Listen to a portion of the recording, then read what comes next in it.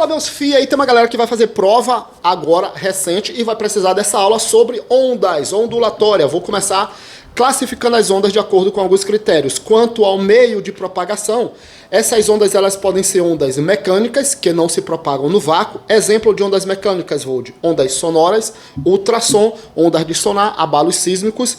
Característica dessas ondas: não se propagam no vácuo. Por que ela não se propaga no vácuo? Porque a onda mecânica ela precisa de um meio material para se propagar.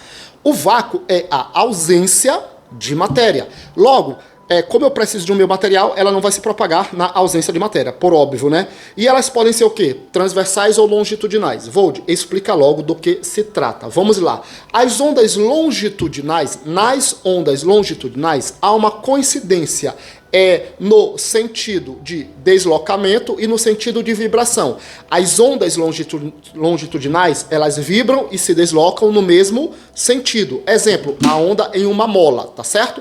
As ondas transversais, elas vibram em um sentido e se deslocam no sentido contrário, formando um ângulo de 90 graus, como o caso das ondas em uma corda. As ondas mecânicas, elas podem ser de um jeito ou do outro, tá? Transversais ou longitudinais.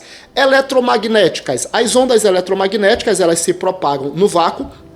A velocidade na luz no vácuo é de 300 mil km por hora. Alguns exercícios pedem isso daí, tá certo? Aí, exemplo de ondas eletromagnéticas: radiação gama, ondas luminosas, ondas de rádio, micro-ondas, infravermelho, que são as ondas de calor. E aí segue para tu anotar agora. Pega o caderno e anota. Toda onda eletromagnética, ela é transversal. É aquela onda que se propaga num sentido, ela se desloca num sentido e vibra no outro. Tranquilo?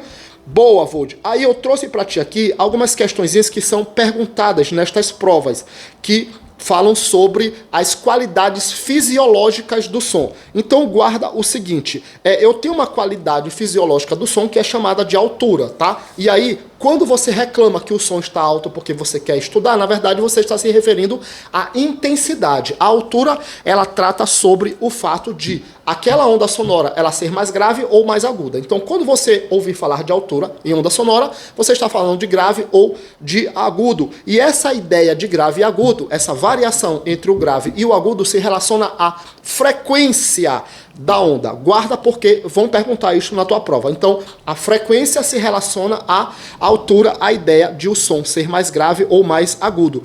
Quanto mais intenso o som, maior a amplitude. Então guarda que quando você reclama de o som estar alto, há um equívoco. É um equívoco. Você está falando de intensidade. E esta intensidade, ela se relaciona com a amplitude da onda, tá? Guarda isto.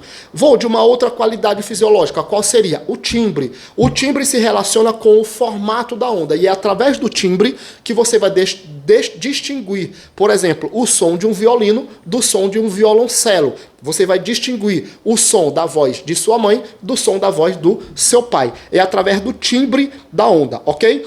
As ondas sonoras, Vold, por que tu foca nas sonoras neste momento? Porque é muito perguntado em prova.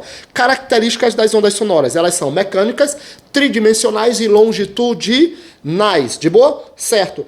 Quanto ao sentido de vibração, que eu falei aqui, é um outro critério de classificação. Isso aqui nós já tratamos, é só para te esclarecer. Elas podem ser longitudinais, a vibração ocorre na mesma direção do movimento. E aí o exemplo de ondas sonoras que nós demos. Ou transversais, a vibração é perpendicular, ou seja, forma um ângulo de 90 graus à direção de propagação. Exemplo: ondas na água, ondas luminosas, ondas eletromagnéticas, ondas em cordas. Tranquilo?